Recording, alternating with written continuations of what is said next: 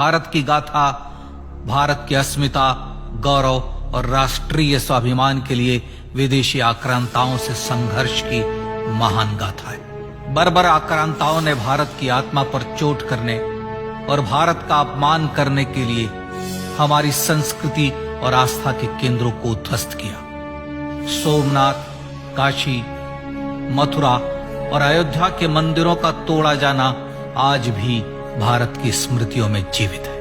सन 1528 में अयोध्या में भगवान श्री राम के मंदिर का मुगल आक्रांता बाबर द्वारा तोड़ा जाना ऐसी ही एक अक्षम्य घटना थी जिसने सीधे भारत के सम्मान और आत्मा पर चोट की थी। कारण साफ था, अयोध्या के श्री राम के मंदिर पर आक्रमण भारत की आत्मा पर आक्रमण था। जहां हर भारतीय के रोम रोम में राम बसते हैं, वह भारत यह अपमान कैसे सहता।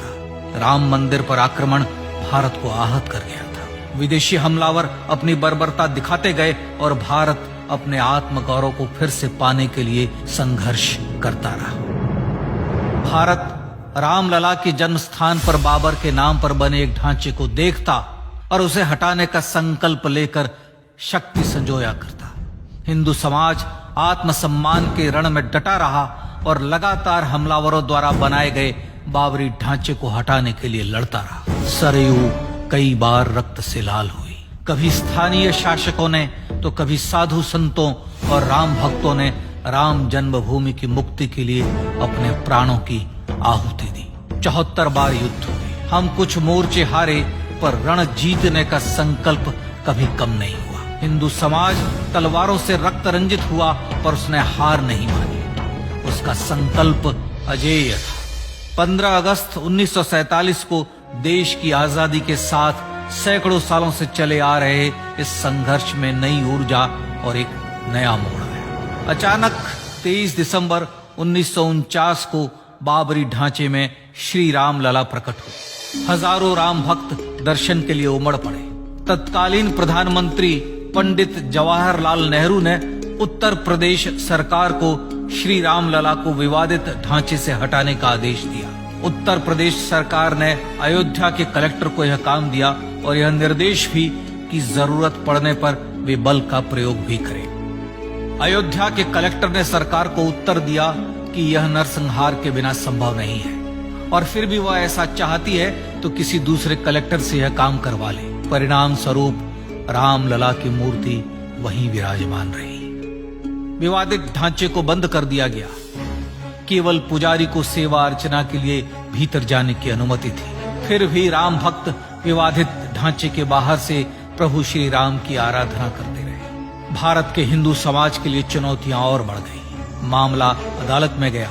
विपक्षी दलों द्वारा अदालत में भगवान श्री राम के अस्तित्व पर सवाल उठाए गए। उनके अयोध्या में ही जन्म लेने का प्रमाण मांगा गया। भारत का जनमानस अब आहत हो उठा था।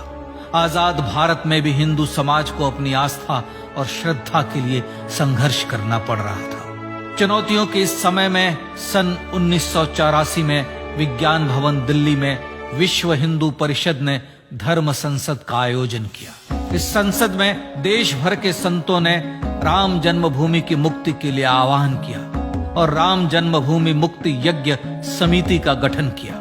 धर्म संसद ने राम जन्मभूमि की मुक्ति और वहां भगवान श्री राम के भव्य मंदिर बनाने के भारत के जनमानस के संकल्प को फिर से दोहराया। विश्व हिंदू परिषद के नेतृत्व में मंदिर निर्माण के लिए पूरे देश में अभूतपूर्व आंदोलन की शुरुआत हुई। श्री राम जन्मस्थली मुक्ति यज्ञ समिति के साथ देश भर में राम जानकी की रथ यात्राएं निकली। राम लीलाओं में राम कथा के माध्यम से भारत का आम जन फिर से जुटा।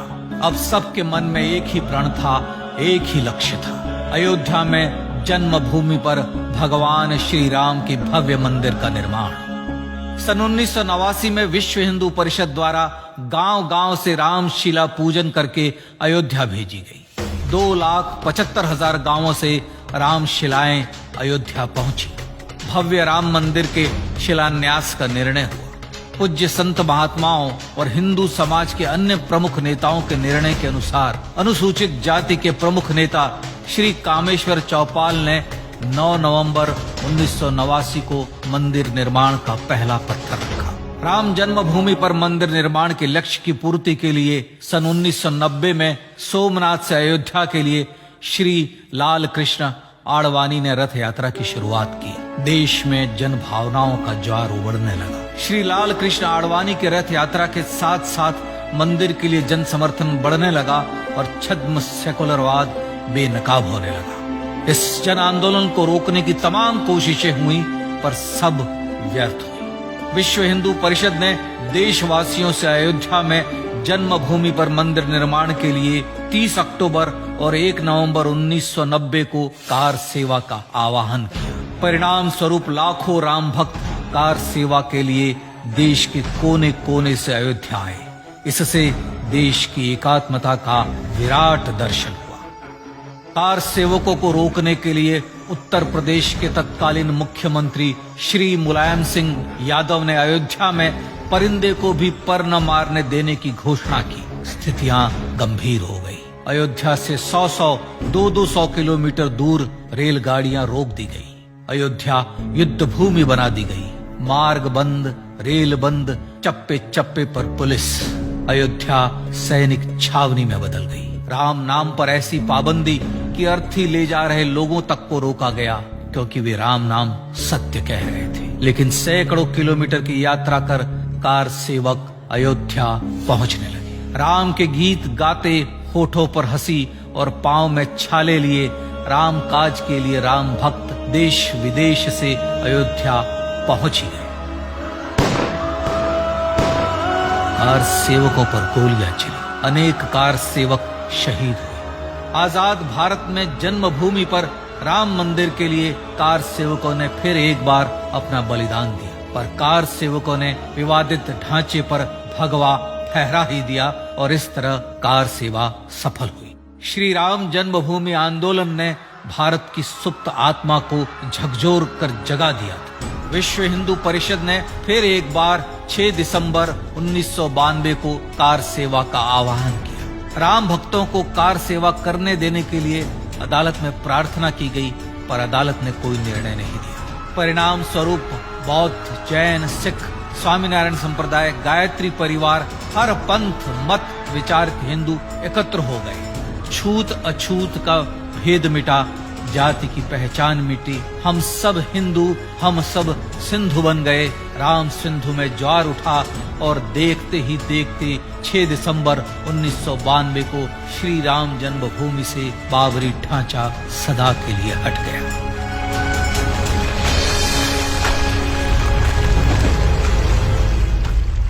यह क्षण शौर्य, न्याय और सत्यमेव जयते का क्षण था। यह तो धर्मस्ततो जय का क्षण था। पर संघर्ष की गाथा यहां जाकर भी नहीं रुकी। छद्म सेकुलरवादियों द्वारा भारत और भगवान श्री राम के इतिहास को झुठलाने के लिए अदालतों में चुनौतियों का सिलसिला चलता रहा, जो 1950 से चल रहा था। हिंदू सिखों के बीच से गुजरते हुए भगवान श्री राम का दर्शन करने के लिए विवश थे। यह स्थिति थी आजाद भारत में श्री राम और राम भक्तों की।